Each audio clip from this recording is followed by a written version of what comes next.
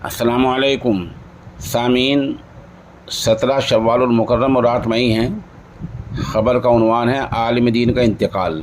इस ख़बर के लिए इमाम ख़तीब हाफिज़ क़ारी बिलाल कैरानवी हमारे राब्ते में हैं। वो बता रहे हैं कि हरियाणा के निवाद्य के रहने वाले मौलाना लियाकत मिफ्ताही का तकरीबन 75 बरस की उम्र में इंतकाल हो गया है। इन्ना लिल्लाहि व इन्ना इलैहि राजिऊन।